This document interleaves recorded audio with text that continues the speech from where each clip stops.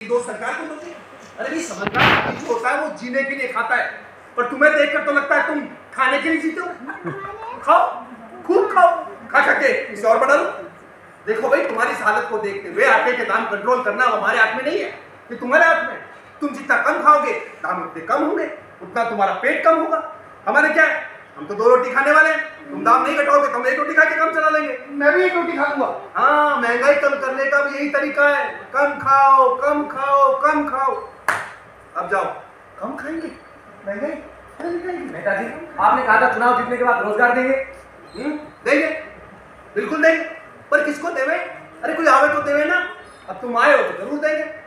अच्छा ये बताओ, तुम्हें कितने रुपए चाहिए? यही कोई 20-1 हजार रुपए। कितने? 20-1 हजार रुपए। 20,000? ऐसा है कि मैं तुम्हें 40,000 दूंगा, एक गाड़ी दूंगा, एक बंगला दूंगा। क्या मजाक करते हैं साहब? तो शुरुआत किसने की थी? वो तो मैंने ऐसे ही कह दिया था। तो जितने दूंगा उतने ले लोगे? हाँ, ले लूंगा साहब। तो ये लो, 1 रुपया। 1 रुपया? अरे भाई, बिना काम के दे रहा हूँ, रोज आया करो, ले जाया करो। पर ये तो एक तरीके से भीख है सर। एक तरीके से नहीं, हर तरीके से भीख है, लेकिन इसे लेने में क्या शर्म है? हम भी तो आते हैं तुम्हारे पास वोट मांगने, हमें तो शर्म नहीं आती। और देखो, रोजगार के अंदर अब इसी फील्ड में संभावना रह गई है, जल्दी से लग जाओ, नहीं तो ये काम भी आपसे चला जाएगा। ठीक है? सर क्यों झुका रखा है? अरे इसे सर झुका के नहीं, सर उठा के लो और शान से चलो। जाओ। नमस्कार नेताजी। नमस्कार। आपने कहा था चुनाव जीते भ्रष्टाचार कम करेंगे, पर किसी भी अफसर पे बिना लेन देन के काम नहीं होगा।